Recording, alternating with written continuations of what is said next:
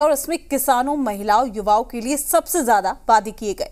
संकल्प पत्र जारी करने के दौरान केंद्रीय गृह मंत्री अमित शाह, यूपी के सीएम योगी आदित्यनाथ समेत प्रदेश के तमाम बड़े नेता मौजूद रहे। आदरणीय अमित शाह जी का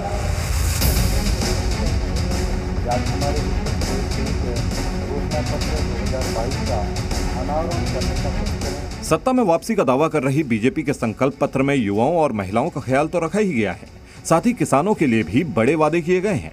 इनमें मुख्य है किसानों को मुफ्त सिंचाई की सुविधा, गन्ना किसानों को 14 दिन में भुगतान, उज्ज्वला योजना के तहत होली दिवाली पर एक सिलेंडर मुफ्त, 60 वर्ष से अधिक महिलाओं की सार्वजनिक यात्राएं मुफ्त, कॉलेज जाने वाली छात्राओं को मुफ्त में स्कूटी, सरकारी नौकरियों में महिलाओं की संख्या दोगुनी, विधवा महिलाओं, वरिष्ठ नागरिकों को 1500 रुपए की पेंशन, सरकारी नौकरियों के खाली पदों को जल्द भरने का वादा, हर मंडल में कम से कम एक विश्वविद्यालय, 2 करोड़ टैबलेट, स्मार्टफोन युवाओं को देने का वादा, प्रशिक्षित खिलाड़ियों को मुफ्त में स्पोर्ट्स किट, हर परिवार को कम से कम एक रोजगार, एमबीबीएस की सीट दोगुनी होगी, लव जिहाद रोकने के लिए 10 साल की सजा और 1 लाख के जुर्माने का प्रावधान, मां अन्नपूर्णा कैंटीन से गरीबों को सस्ता खाना, हर ग्राम पंचायत में जिम और खेल का मैदान।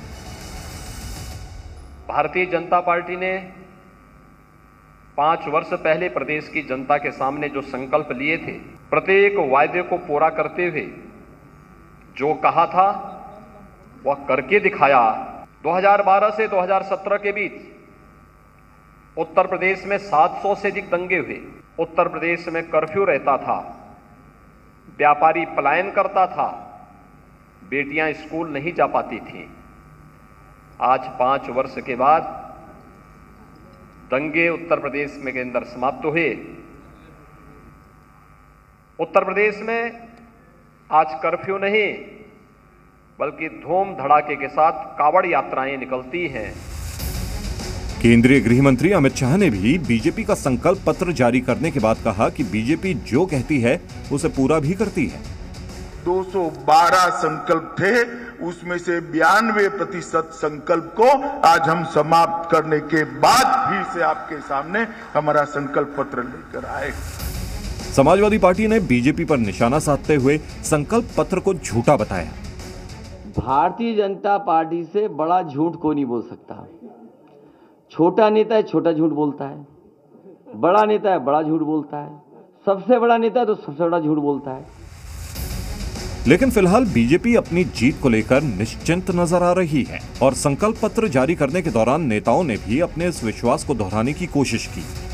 बीजेपी को यह भरोसा है कि संकल्प पत्र के जरिए वो 22 की सत्ता में वापसी करेगी और इस मौके पर गृह मंत्री अमित शाह ने समाजवादी पार्टी पर भी निशाना साधा।